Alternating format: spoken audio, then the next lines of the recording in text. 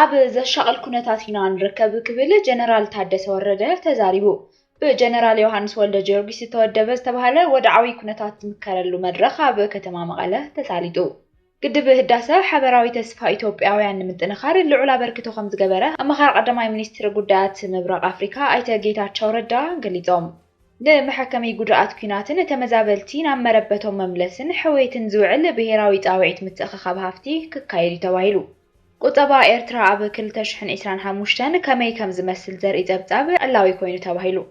ነበር ኢታማጆር ሹም ሓይልታት ምክልኻል ኢትዮጵያ ጀነራል ሳሞራ ዮኑስ ሻዕብያ ውግእ ኣይክእልን ክብሉ ተዛሪቦም ፕሬዚደንት ኣሜሪካ ዶናልድ ትራምፕ ዓበይቲ ኩባንያታት ነዳዲ ኣሜሪካ ኣብ ኢንዱስትሪ ነዳዲ ቬንዙዌላ ብውሕዱ $100 ሚልዮን ፈሰስ ክገብሩ ሕቶ ኣቕሪቡ ህዝባዊ ተቃውሞ ኢራን ትራምፕ ኣሜሪካን ምሕጋዝ ድልውቲ እያ ኢሉ እዚ መቃልሕ ቲቪ እዩ ኣብ ዝተፈላለዩ ኩርናት ዓለም ኮይንኩም ዜናታትና ትከታተሉ ዘለኹም ክቡራት ተኸታተልትና ነዚ ሰዓት ዝበልናዮም ሓደሽቲ ምዕባለታትን እዋናዊ ዜናታትን ኢና ብቐንዲ ነጥብታት ጀሚርናዮ ዘለና ናብ ዝርዝሮም ክነስግረኩም ክሳብ መወዳእታ ተኸታተሉና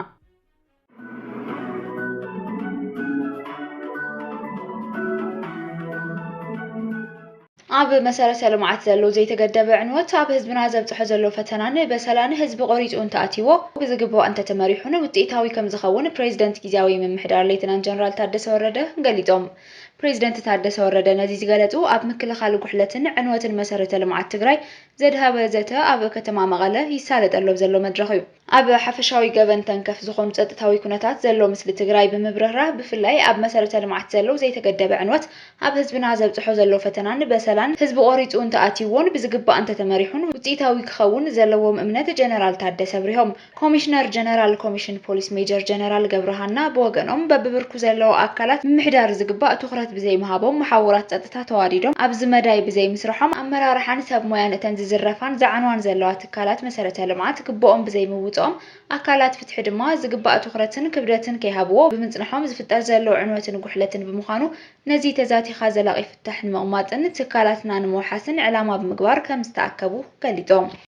ብሄራዊ ጣውዒት ምትእኽኻብ ሃፍቲ ንመሐከሚ ጉድኣት ኩናትን ተመዛበልቲ ናብ መረበቶም መምለስን ሕዌትን ዝውዕል ምትእኽኻብ ሃፍቲ ከም ዝካየድ ተገሊጹ እቲ ምትእኽኻብ ሃፍቲ ፕሬዚደንት ጊዜያዊ ምምሕዳር ትግራይ ሌተናንት ጀነራል ታደሰ ወረደን ካልኦት ኣካላትን ካብ ዝተረኸብሉ 13 ጥሪ 2018 ዓ.ም ከም ዝሳለጥ ተሓቢሩ ኣብ ትግራይ ብሰንኪ ዝተኻየደ ኩናት ዝበፅሐ ዕንወት ሕዚ ትግራይ ገጢምዋ ዘሎ ናይ በጀት ሕፅረት ንጉድኣት ኩናት ንምሕካምን ተመዛበልቲ ናብ መረበቶም ክምለሱን ምትእኽኻብ ሃፍቲ ከም ዘድሊ ኣካቢ ዓብይ ኮሚቴ ምትእኽኻብ ሃፍቲ ትግራይ ዶክተር አብርሃም ተኸስተ ኣብሪሆም ሓላፊት ቢሮ ፋይናንስን ምትሕብባር ሃፍቲ ትግራይ ዶክተር ምሕረት በየነ ብወገነን ሙሉእ ብምሉእ ውግኣት ንምሕካም ተመዛበልቲ ንምምላስን ሕዌት ትግራይ ንምርግጋፅን ኩሉ ዝምልከቶ ኣካል ከወፍን ክሕግዝን ይግባእ ኢለን ባንክታት እውን ወፈያን ልቓሕን ክህባ ትልሚ ተታሒዙ እዩ ዝበላ ዶክተር ምሕረት እቲ ዝተኣከበ ገንዘብ ንኹሉ ብሚድያ እናተገልጸ ግልጽነት ንምሃብ ተሓታትነት ንክሰፍን ሕጊ ከም ዝወፀሉ ገሊፀን በቲ ደንቢ ዝእከብ ኣታዊ ኣብ ዝተፈላለዩ ባንክታት ማይክሮ ፋይናንስ ብሽም ቢሮ ፋይናንስ ምትሕብባር ሃፍትን ትግራይ ዝተኸፈተ ፍሉይ ባንኪ ሒሳብ ኣታዊ ክግበር ከም ዝጸደቐ ኣብ ቢሮ ፋይናንስ ክልል ትግራይ ምትሕብባር ሃፍቲ ኣባል ቴክኒክ ኮሚቴ ኣይተሓዱሽ ገብረ መስቀል ሓቢሮም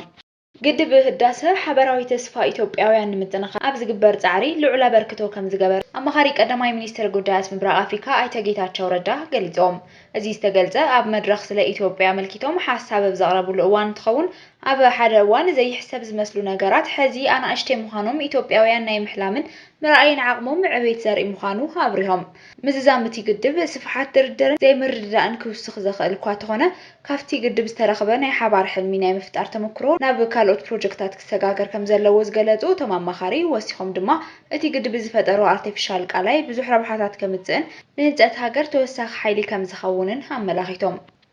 ቁጠባ ኤርትራ ኣብ 2025 ከመይ ከም ዝመስል ዘርኢ ጸብጻብ ዕላዊ ኮይኑ ተባሂሉ ክሳብ ሕዚ ብዛዕባ ቁጠባ ኤርትራ ብዙሕ ዘይፍለጥ እንትኸውን እዚ ዝኾነሉ ምክንያት ድማ ኤርትራ ነቶም ንቁጠባ ዓለም ዝትንትኑ ኣካላት ዕፁ በሪ ከም ዘለዋ ተሓቢሩ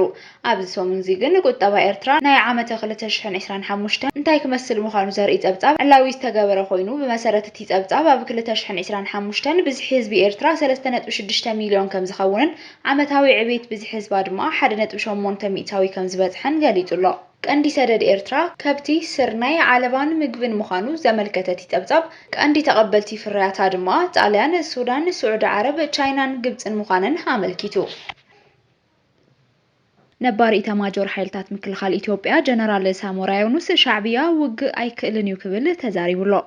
እቲ ጀነራል ኣብ ትግራይ ነቶም ብሰራዊት ዝእዘዙ ዝበሃሉ ጀነራላት እውን ሻዕቢያ ክጥቀመሎም ከም ዝደልን ዓቕሚ ትግራይ ብኩናት መሊኡ ክጠፍእ ይሰርሕ ከም ዘሎን እዩ አጠንቂቁ ዘሎ ብምቕጻል ድማ እቶም ንትግራይ ዝመርሑ ዘለው ሰበስልጣናት ህወሓት ምስ መንግስቲ ፌደራል ዘለዎም ዘይምትእምማን ክሳብ ዘለዓለም ክቕጽል ይደሊ ሻዕቢያ ዝበለ ጀነራል ሳሞራ እዚ ሓይሊ ብቐጥታ ክዋጋእ ከም ዘይኽእል እኳ ዳስ ሓይሊ ትግራይ ምእንታን ክዳኸመሉ ሙሉእ ዝቆጻጸረሉን ኩነታት ክፍጠር ናብ ኩናት ከኣቱ ይደፋፍኦም ከም ዘሎ እዩ ኣምሪሩ ተዛሪቡ እዞም ጀነራላት ትግራይ ንኩናት እንታይ መሰረታውን ወሳንን ነገር ምዃኑ ይፈልጡ እዮም ዝበለ ሳሞራ መንግስቲ ፌደራል እውን ይፈልጥ እዩ ስለዚ ሕዝብ ዘሎ ኩነታት ናብ ኩናት ምእታው ንትግራይ ንኻልእ ዋጽን እዩ ትግራይ ዘድልያ ናይ ኩናት ጀግና ዘይኮነስ ናይ ሰላም እዩ ዘድልያ ኢሎም ብሓይሊ ትግራይ ተጠቒሞም ስልጣን 4 ኪሎ ክቆጻጸሩ ዝደልዩ ብውሽጢ ይኹን ብወጻኢ ዝርከቡ ሓይልታት እውን ኣለው እዮም ዝበለ ጀነራል ሳሞራ ዩኑስ ዝውዲት እዚ ትግራይ መሊእኻ ንኽትጸንት ዝደልዩ ሓይልታት ዝገብርዎ ዘለው ሓደገኛ ምድፍፋእ ምዃኑ ብምግላጽ እዩ ኣዘራረብቲ ነጥብታቱ ንኮርነር ፕሬስ ተዛሪቡ ዘሎ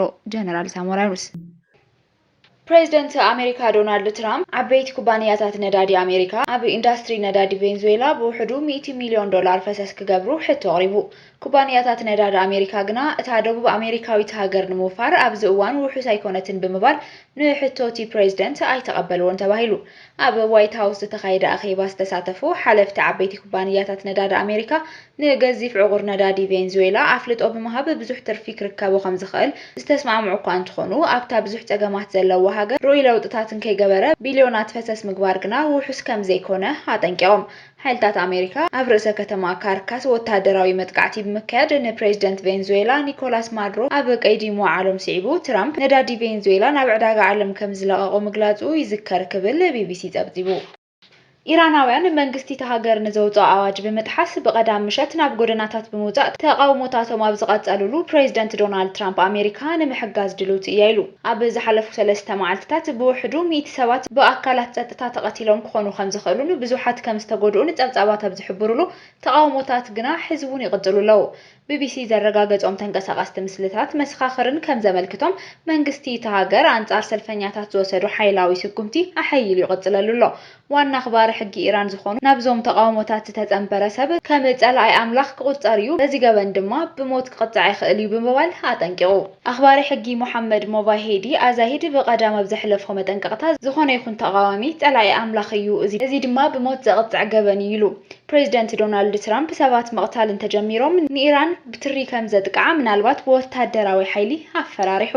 ኣፈኛ ባይቶ ኢራን ብወገኑ ኣሜሪካ ንኢራን እንተዳ ኣጥቂዓ ወታደራዊ ናቁጣታት እስራኤል ኣብቲ ዞባ ዝርከቡ ወታደራውን ምስ መራኽብ ዝተኣሳሰሩ መሳለጥያታት ኣሜሪካ ዒላማታት ሕና ምፍዳይ ከም ዝኾኑ ኣጠንቂቑ